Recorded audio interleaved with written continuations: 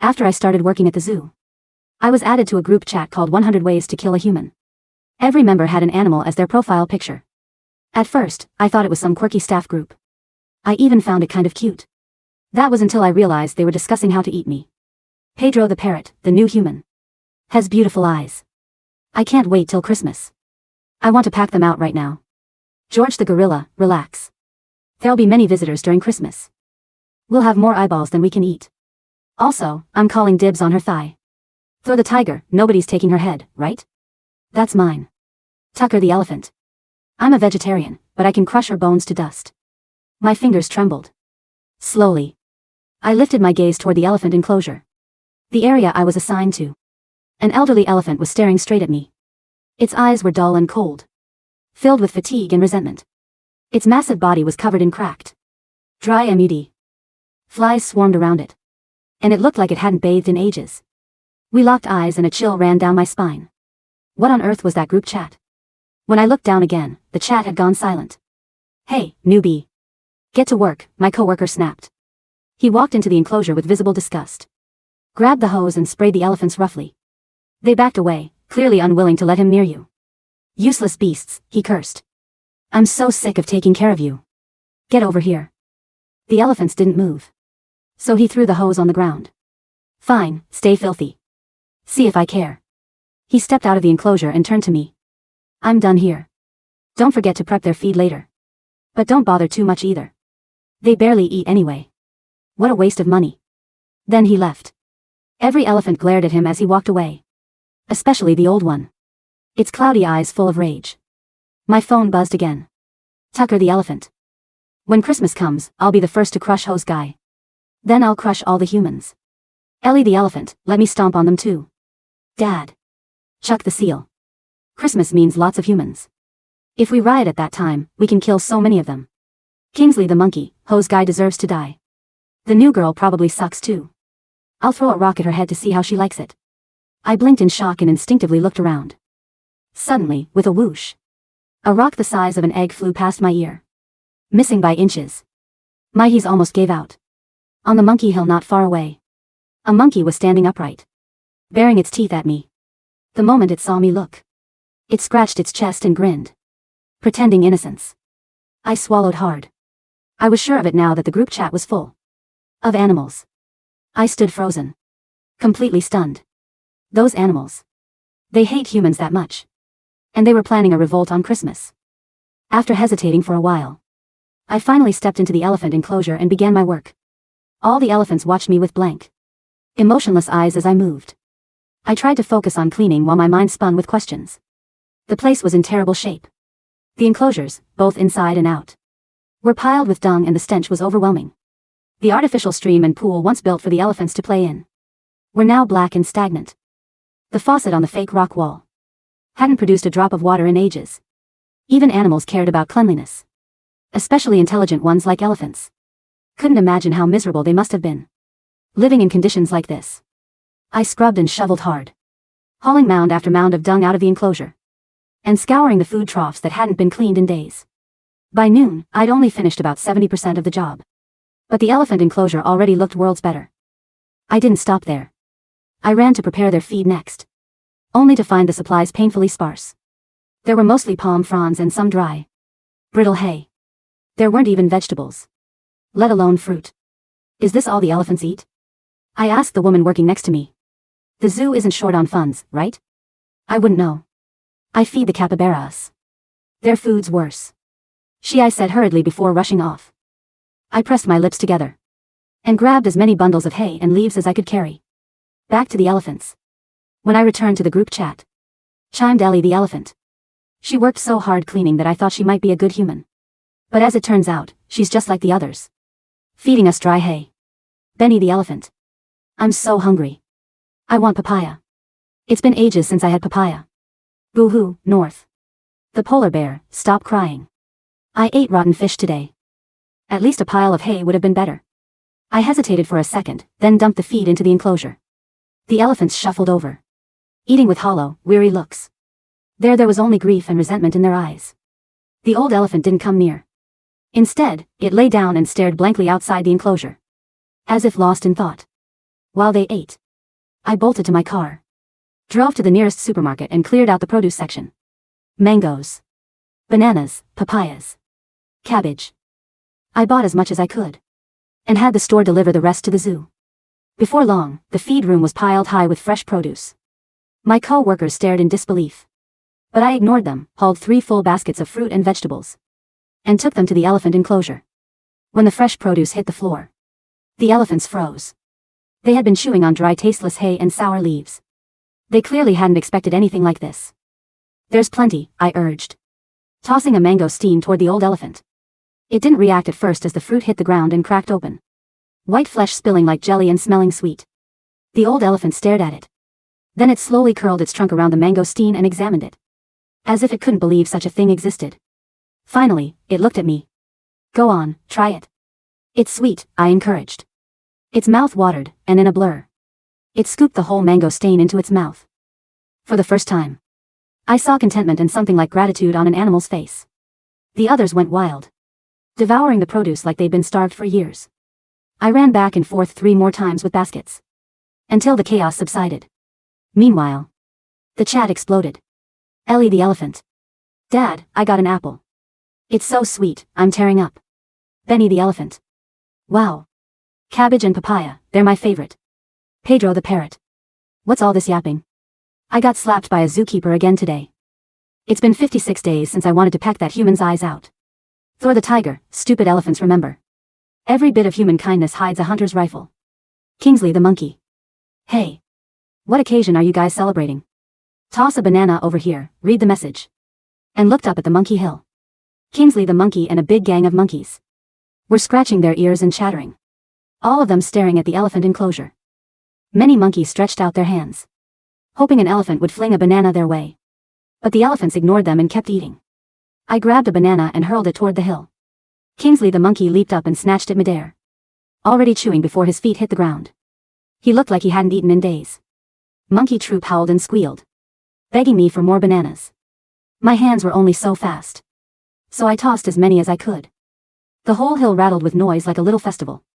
And with the commotion from the elephant enclosure, that corner of the zoo suddenly felt alive.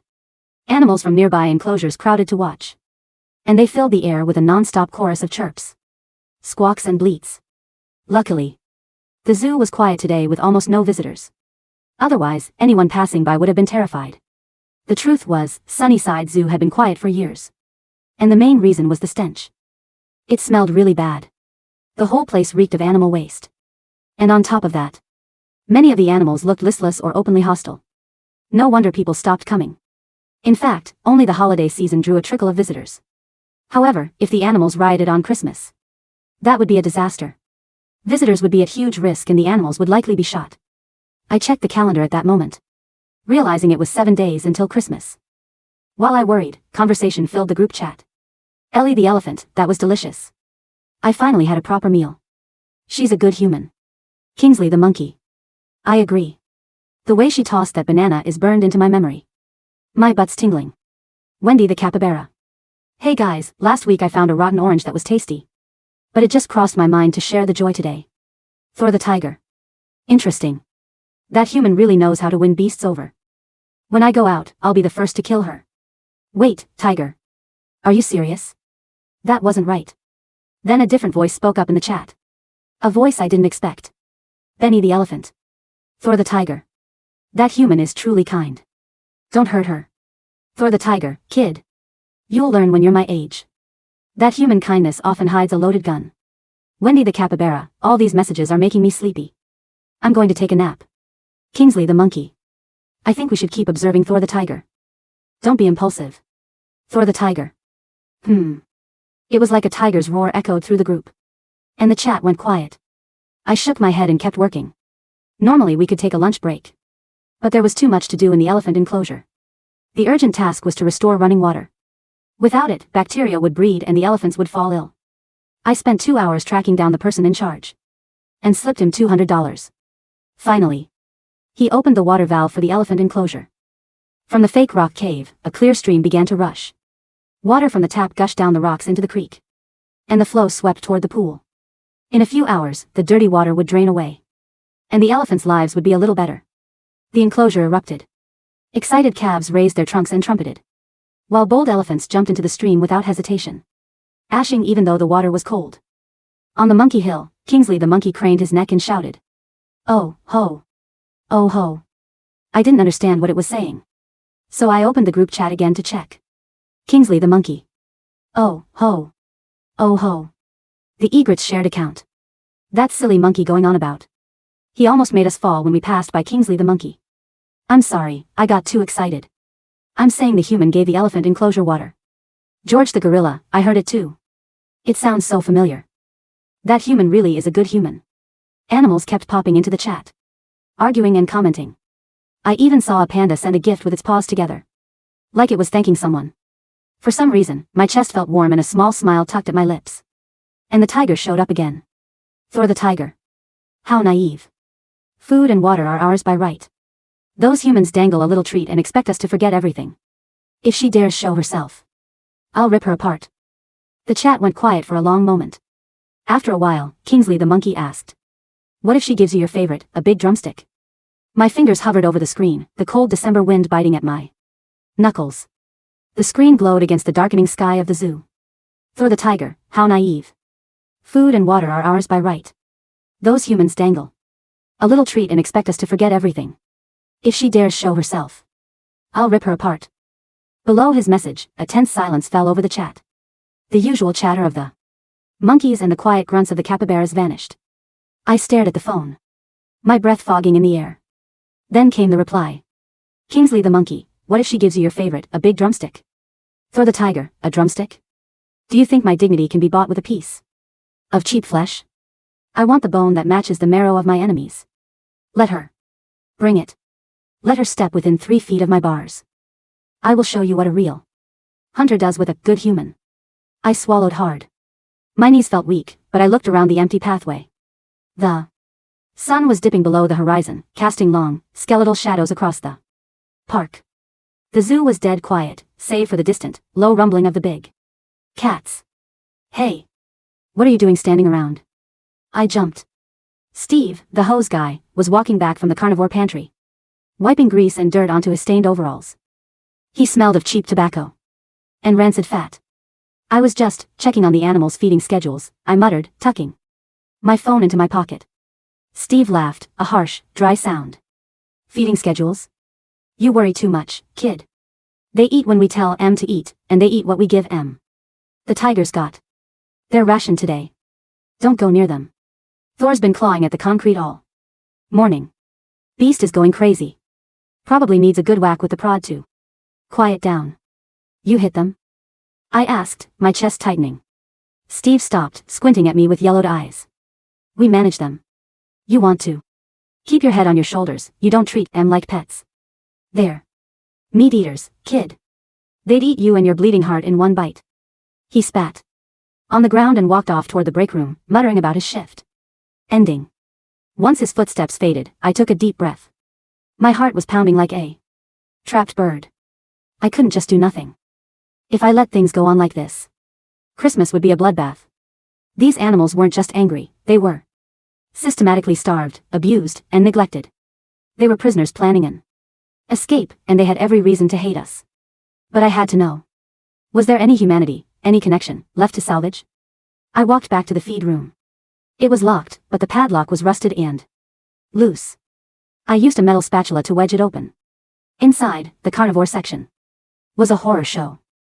Pale, freezer-burned chicken carcasses sat in dirty plastic bins, smelling of decay. It was the cheapest grade of scrap meat, likely destined for the incinerator before the zoo bought it in bulk to save pennies. I took my car keys, drove out of the zoo gates, and headed straight to the local butcher shop. I didn't care about my savings anymore. I bought 3 thick, prime cuts of beef ribeye, bone-in, fresh and marbled with rich fat. I had the butcher wrap them in heavy butcher paper. When I returned, the sky was completely dark. The zoo's flickering halogen street lamps hummed, casting eerie pools of orange light on the empty paths. I walked toward the carnivore exhibit. The sign read, Siberian Tiger, Thor. The enclosure was a depressing concrete pit surrounded by thick, rusted iron bars. There was no grass, only a single dead log and a dirty concrete pool filled with frozen slush. I approached the bars. The air here was heavy with the musky, copper scent of a predator. Thor? I whispered. A low, vibrating rumble started from the shadows. It didn't sound like an animal sound, it felt like an earthquake in my bones. From the darkest corner of the concrete den, 2 green gold eyes ignited. A massive tiger slowly stepped into the dim light. He was magnificent, but his beauty was marred by tragedy. His ribs showed prominently through his dull, matted orange coat. A long, jagged scar ran from his left shoulder down to his flank, the unmistakable mark of an old, deep wound. He walked with a slight limp, his massive paws clicking against the concrete. He stopped exactly 3 feet from the bars. He didn't roar. He just stared at me. His eyes were highly intelligent, burning with a cold, calculated hatred that made my skin prickle. My hands shook as I tore open the butcher paper. The scent of fresh, rich beef filled the cold air. Click. My phone buzzed in my pocket. I slowly pulled it out with one hand, keeping my eyes on the tiger. For the tiger, she is here. I smell her. She smells of fear and fresh meat. George the gorilla, don't do it, Thor. She cleaned the elephant's home. She is different. Thor the tiger, a slave driver who cleans the cage, is still a slave driver. I took a deep breath. I put the phone away, picked up the largest prime ribeye, and held it out. I know you don't trust me, I said, my voice trembling but clear. And you shouldn't. We've treated you terribly. But I want to help. This is for you. No strings attached. I slipped the meat through the gap in the bars, letting it land on the clean concrete platform near his paws. Thor didn't immediately take it. He looked down at the rich, red beef, then back up at me. His nostrils flared, inhaling the scent of real food, something he probably hadn't tasted in years. He let out a sharp hiss, stepping back, his tail twitching violently. Every bit of human kindness hides a hunter's rifle, I quoted his own words. From the chat, my voice soft. I read what you said. I don't have a gun, Thor. Just this. I'm sorry for what they did to you.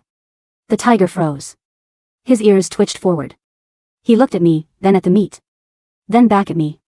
The silence stretched between us, thick and heavy. Slowly, with an agonizing deliberateness, Thor leaned down.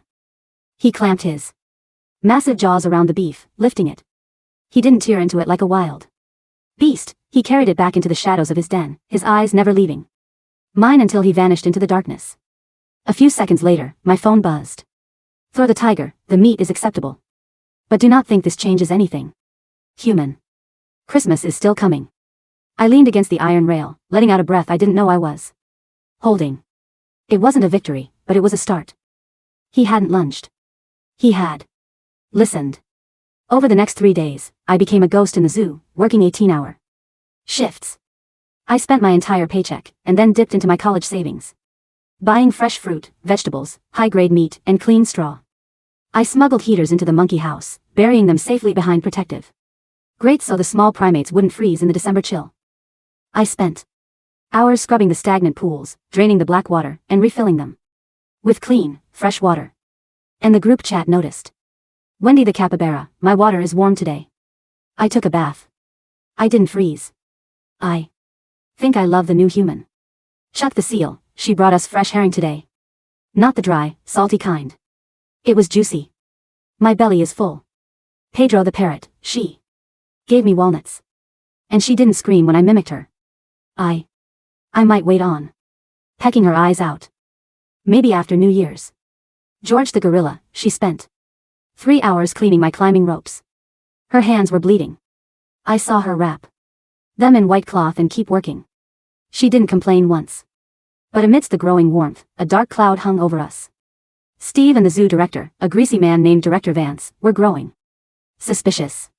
On the 4th day before Christmas, I was in the feed room preparing the elephant's evening vegetables when the door slammed open. Steve walked in, followed by Director Vance. Vance was wearing an expensive cashmere coat that contrasted sharply with the decaying walls of the zoo. Well, Vance said, his eyes scanning the crates of fresh papayas, mangoes, and prime beef sitting in the corner. The new hire is quite the philanthropist. I was looking over the budget, and I noticed we haven't spent a dime on feed requests this week, yet the animals are looking unusually lively. I bought these myself, I said, standing my ground, though my heart was racing. The animals were starving, Director. The food we were giving them was moldy and rotten. The elephants have digestive issues, and the tigers are severely malnourished. Vance smiled, a patronizing, slimy grin. My dear, this is a business, not a sanctuary. The animals are assets. They perform, they sit in their cages, and they draw crowds during the holidays. We provide what is legally required to keep them breathing. Nothing more. They are dying, I argued, my voice rising. The water in the pool was black. The monkey house has no heating. If the public saw the state of this place. The public doesn't care, Vance snapped, his smile vanishing, replaced by a cold, sharp sneer. They want to see a tiger. They don't care if the tiger has a stomach ache. And let me make one thing clear to you, you are an hourly worker. You do not buy food. You do not change the water unless scheduled. And if I see you bringing outside items into this facility again, I will not only fire you, I will sue you for violating biosecurity protocols. Steve smirked behind him, crossing his arms. Told you, kid. You're wasting your time. They're just beasts. And another thing, Vance added, adjusting his leather gloves. The Christmas spectacular is in 4 days. We need the animals active and visible. No hiding. In their dens. Steve, make sure the heaters are turned off in the indoor enclosures during the day. We want the animals out in the viewing areas where the paying customers can see them. Turn off the heaters? I gasped. It's going to be below freezing. Then they'll have to move around to stay warm, won't they? Vance said coldly. Keep them hungry, too. They perform better for treats when they're hungry. That's an order. They turned and walked out, leaving me standing alone in the cold room. My hands trembled. I pulled out my phone. The group chat was already reacting. They had heard everything through the thin walls and open vents of the nearby enclosures. Kingsley the monkey, they are going to turn off the heat. My babies will freeze. Ellie the elephant, Dad, I'm scared. The cold makes my joints hurt so much. Tucker the elephant, Vance. Steve. I will crush them. I will grind their bones into the dirt. George the gorilla, the time is near. Christmas Day. The gates will open. We must not show mercy. Thor the tiger, do you see now, helper? Do you see what your kind is? They treat you like dirt, and they treat us like trash. Your kindness is a drop of water in an ocean of poison. Join us, or get out of the way. Because when the sun sets on Christmas, this zoo will burn. I stared at the messages. I knew I couldn't stop them by appealing to Vance. I couldn't stop them by calling the police. They would just bring guns and slaughter the animals. If I wanted to save the animals, and if I wanted to save the innocent families who would visit on Christmas, I had to take a stand. I had to choose a side. I typed my response. Me, I'm not going to run away. And I'm not going to let them freeze. Tell me what the plan is. A long silence followed. Then, a message appeared from an account that had never spoken before. Old One, the elder elephant the human has proven her heart. Hear her. The Old One was the elderly elephant I had locked eyes with on my first day. His name was Raja, though in the chat he was simply Old One. He was the patriarch of the zoo, having survived 3 decades of neglect. Old One, for 30 years, I have watched them come and go. They carry whips. They carry chains, they carry false promises. But this one, she carries the sweat of her own brow to give us peace. She is not our master. She is our guest. Thor the tiger, guest or not, she is human. When the riot begins, the others of her kind will not distinguish between us. If she is here, she will die. Me, I can help you. If you riot blindly, the police will come with tranquilizers and rifles. You will be killed. Let me help you expose them. Let me help you get what you actually want, freedom and justice. George the gorilla, how? Me, Steve keeps the master keys in the guardhouse. But there are security cameras everywhere. I can disable the cameras on Christmas Eve. But we need proof of their abuse to show the world, so they can never lock you up like this again. Kingsley the monkey, I can grab things. I can steal the bad man's black notebook. He writes down the money he steals from our food budget. Me, yes. Kingsley, if you can get that notebook, we can prove financial fraud. And I will record videos of the conditions, the broken heaters, the rotten food, the scars on Thor's back. We will post it online on Christmas morning. When the crowds arrive, they won't see a show. They will see a crime scene. Thor the tiger, and what of the hose guy? What of Vance? They must pay. Me, they will. They will go to prison. But only if we do this right. If we kill them, we lose. The world will see you as monsters. If we expose them, the world will see them as monsters, and you will be sent to real sanctuaries. The chat went silent for several minutes. I held my breath, the phone cold against my palm. George the gorilla, I agree with the helper. Ellie the elephant, I want to go to a sanctuary. I want to see real trees. Wendy the capybara, I want a big warm pond with no cages. Chuck the seal, no more frozen fish. Finally, the tiger spoke. Thor the tiger, we will try your way first, helper. But if Vance or the hose guy lays a hand on us before then, I will tear them apart, and no plan of yours will stop me. Me, deal. The next 3 days were a masterclass in covert operations. During the day, I pretended to comply with Steve's demands, but secretly, I kept the animals fed. I smuggled food in my backpack, hiding sweet potatoes, fresh leaves, and meat in the hollows of the enclosures. At night, I moved through the dark zoo with my phone, recording everything. I recorded the rusted, unsafe cages, the freezing temperatures in the primate house. Steve had indeed turned off the heating, but I secretly turned it back on every night after he left, and the open sores on the animals. On the night of December 23rd, Kingsley the monkey executed his mission. Steve was sitting in his break room, drinking beer and watching TV. He had left his jacket hanging on the fence outside the monkey enclosure. With quiet, agile movements, Kingsley slipped his long arms through the bars, unzipped the jacket pocket, and pulled out a leather-bound ledger. It was the black book where Vance and Steve kept track of the kickbacks they received from buying expired meat and pocketing the zoo's maintenance funds. Kingsley threw the book over the fence into the bushes, where I retrieved it. As I flipped through the pages, my blood ran cold. They had pocketed over $500,000 in government grants meant for animal welfare over the last 3 years alone. The animals weren't starving because the zoo was failing, they were starving because Vance was buying villas and luxury cars. I have it, I whispered into the dark. From the top of the monkey hill, Kingsley gave a quiet, satisfied chatter. But our luck ran out on Christmas Eve. The zoo was decorated with cheap tinsel and flashing colored lights. A massive pine tree had been set up near the entrance, but the atmosphere was suffocating. The air was freezing, and the animals were visibly shivering, their breath rising in thick plumes. A special VIP event was scheduled for Christmas Eve night, a private tour for local politicians and wealthy donors. Vance wanted to show off the renovations he had supposedly made with the grant money. I was in the elephant enclosure, trying to soothe Ellie. Her legs were stiff from the cold, and she was whimpering. Get out of the way. Steve shoved past me, carrying a heavy, rusted bullhook, a tool designed to inflict pain on elephants to force compliance. What are you doing with that? I demanded, stepping between him and Ellie.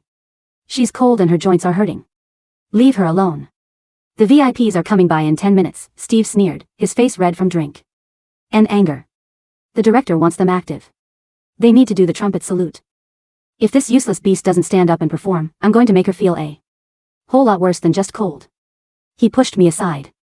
I fell onto the hard dirt. Steve raised the bullhook, aiming for the sensitive skin behind Ellie's ears. No! I screamed. Before the hook could land, a massive shadow loomed. Raja, the old one, stepped forward with a speed that defied his age. His trunk whipped out like a steel cable, wrapping around the shaft of the bullhook and wrenching it out of Steve's hands with a sickening crack. The heavy metal tool was thrown 20 feet away, embedding itself in the muddy ground. Raja let out a deafening, furious trumpet that shook the very foundations of the enclosure. His dull eyes were now burning with an ancient, unstoppable rage. Steve fell backward, scrambling in the dirt, his face pale with terror. You useless piece of... He reached for his belt, pulling out an electric cattle prod, its tip crackling with blue sparks. Steve, stop! I shouted, grabbing his arm. He swung his elbow, striking me hard in the face. I fell back, tasting copper in my mouth. My phone flew from my hand, sliding across the dirt. Steve stood up, his eyes wild. He pressed the crackling prod against Raja's trunk. The elderly elephant shrieked in pain, his massive legs buckling, but he refused to back down, shielding the whimpering Ellie behind his massive bulk. I'll teach you who's boss, Steve growled, raising the prod again. Suddenly, a terrifying sound echoed through the entire zoo. It wasn't a roar, or a screech. It was the sound of iron bending. In the tiger exhibit next door, Thor had witnessed everything. The smell of my blood from my busted lip had reached his nostrils. The sight of the keeper striking the elephant was the final straw. Crack. The rusted support beam of the tiger cage, weakened by years of neglect and lack of maintenance, snapped under the weight of a 500-pound Siberian tiger, throwing himself against the gate. The group chat on my phone, lying in the dirt, was lighting up like a Christmas tree. George the gorilla, the tiger is out. Kingsley the monkey, he is out. The hunter is loose. Thor the tiger, today, we eat. Steve froze. The crackling of his cattle prod suddenly felt incredibly small in the dead silence that followed. From the shadows of the pathway, a massive orange form emerged. Thor's eyes were glowing in the dark, his claws scraping softly against the asphalt. He didn't rush. He walked with the slow, terrifying confidence of an apex predator who knew his prey had nowhere to run. Oh, God, oh, God. Steve whimpered. He dropped the cattle prod and began to back away slowly, his chest heaving. Help. Somebody help. But the VIP event was on the other side of the park, and the heavy brick walls of the enclosures muffled his screams. Thor bared his fangs, a low, guttural snarl ripping from his throat. He crouched, his muscles tensing, preparing to spring. Thor, no. I cried out, struggling to my feet, my hand clutching my bleeding lip. The tiger paused, his ears twitching back. His eyes locked onto me. If you kill him now, they will shoot you, I begged, stepping between the tiger and the terrifyingly pale Steve. The police will come. They will kill all of you. Ellie, Raja, George, everyone. Please. Trust me. Let me handle this. Steve looked at me like I was insane. Are you crazy? Run, you idiot. It's a tiger. Thor stared at me. The tension in his shoulders was immense, a coiled spring of pure, lethal energy. His tail lashed back and forth. George the gorilla, via chat, Thor, listen to her. If you strike, we all die. The plan is ready. Let the human speak. For 3 agonizing seconds, no one moved. The wind howled through the bare trees, carrying the faint sound of Christmas carols from the entrance of the zoo. Slowly, Thor straightened his legs. He let out a sharp, disappointed chuff, but he didn't attack. Instead, he walked past me, his massive shoulder brushing against my side, a gesture of terrifying solidarity, and stood directly in front of the exit of the enclosure, blocking Steve's escape. He's not attacking. Steve whispered, his eyes wide with a mixture of terror and disbelief. He's waiting, I said, my voice cold and hard, devoid of the fear I had felt just moments before. I wiped the blood from my mouth and picked up my phone. And so am I. I opened the group chat and typed a single message. Me, release the locks. In the guardhouse, the security system had already been compromised. I had spent the previous night rigging the master control switch to a simple timer. At exactly 8 p.m. on Christmas Eve, the electronic locks on all the main enclosures clicked open. But there was no chaotic stampede. The animals had agreed to my plan. From the monkey house, 50 monkeys slipped out, moving like silent shadows through the trees. From the primate exhibit, George the gorilla pushed open his heavy gate, his massive arms swinging as he walked with a calm, quiet dignity. The capybaras, the seals, the wolves, and the exotic birds, all of them stepped out of their cages, forming a silent, overwhelming wall of lives that had been pushed to the brink. They didn't run toward the gates to escape. They marched toward the main pavilion, where Director Vance was currently raising a glass of champagne with local politicians and wealthy donors. I walked at the front of the procession. To my left was Raja, the old one, his heavy footsteps shaking the ground. To my right was Thor, the tiger, his gaze fixed forward. Behind us marched the silent army of the neglected. Steve walked behind us, kept in line by George the gorilla, who occasionally let out a low grunt whenever Steve tried to slow down.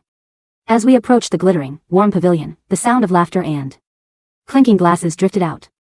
Through the large glass windows, I could see Director Vance, dressed in his finest suit, gesturing to a large model of a new primate sanctuary that he had no intention of building. And with your continued support, Vance was saying, his voice amplified by a microphone, we can ensure that Sunnyside Zoo remains a beacon of conservation and education for generations to come. Crash. The glass double doors of the pavilion shattered. The guests shrieked, dropping their glasses of champagne. The room fell into a terrified, breathless silence. Standing in the shattered doorway was a young woman with a bleeding lip, covered in mud and straw, flanked by a massive Siberian tiger and a 30-year-old elephant. Behind them, the courtyard was filled with eyes, hundreds of glowing, intelligent eyes reflecting the colored Christmas lights. What is the meaning of this? Vance gasped, backing up against the stage, his face turning pale. Security. Get the tranquilizers. Shoot them. The security guards are locked in the break room, Director Vance, I said, my voice echoing through the silent pavilion. And the cameras are off. But these are on. I pointed to my phone, which was currently live streaming to 3 different national news platforms, using the high-speed VIP Wi-Fi.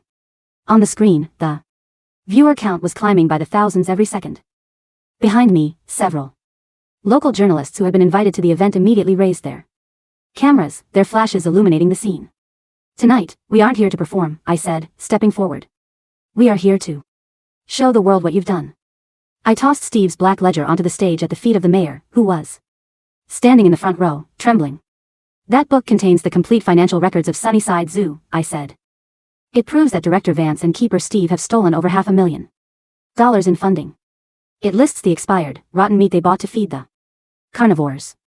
It lists the maintenance budgets they pocketed while the animals froze in their cages. The mayor slowly picked up the book, flipping through the pages. His eyes widened. He looked at Vance, then at me, then at the massive tiger standing at my side. This is monstrous, the mayor whispered. It's a lie. She's crazy. She let the animals out. Vance screamed, his voice cracking. He tried to scramble toward the back exit. But the back exit was already blocked. George the gorilla stood in the doorway, his massive arms crossed, his face expressionless. Vance froze, slowly raising his hands as he backed away. You treated them like objects, I said, looking at Vance and Steve. You thought they couldn't speak. You thought they couldn't fight back. But they are smarter than you. And they are better than you. Thor let out a low, rumbling roar, not of anger, but of triumph. The sound echoed through the pavilion, shattering the remaining glass panels and sending a thrill of awe through the crowd. The police arrived 20 minutes later. But they didn't bring rifles. The live stream had already gone viral. Tens of thousands of people were watching, demanding the safety of the animals. The police chief, seeing the evidence and the peaceful nature of the animals under my guidance, ordered his men to lower their weapons.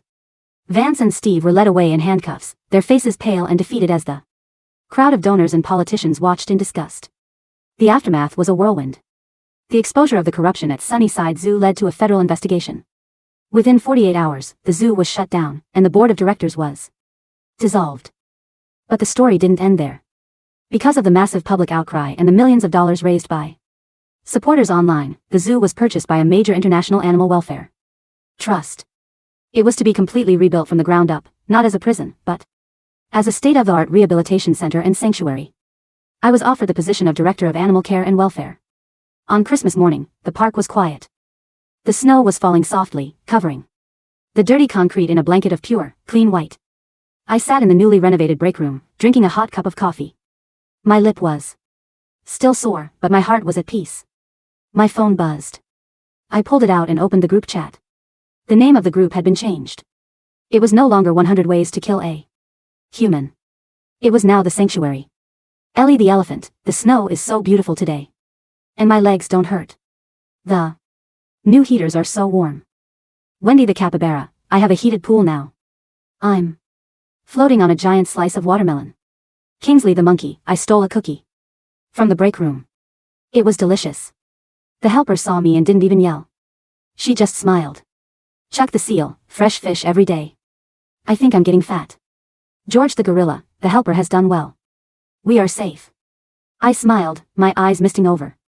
I scrolled up, looking for a message from the one who had been the hardest to win over. At the bottom of the screen, a new message popped up. Thor the tiger, the new enclosure has grass. Real grass. My paws do not hurt on the concrete anymore. He had attached a picture, or rather, a blurry photo that looked like it had been taken when he accidentally swiped his paw against a tablet I had left near his safety grate. It was a close-up of his magnificent, scarred face, but his eyes were no longer cold and dull. They were bright, clear, and peaceful. Thor the tiger, but remember, helper. If you are ever late with my ribeye, I still remember 99 of those ways. I laughed, a warm, clear sound that echoed in the quiet room. I typed my reply. Me, I won't be late. Merry Christmas, everyone. Old one, Merry Christmas, helper. Thank you for giving us our home back. I put my phone in my pocket, stood up, and walked out into the crisp, clean air of the sanctuary. The sun was rising, casting a golden light over the snow. As I Walked past the enclosures, I didn't see prisoners. I saw survivors, living in dignity, waiting for a bright and open future.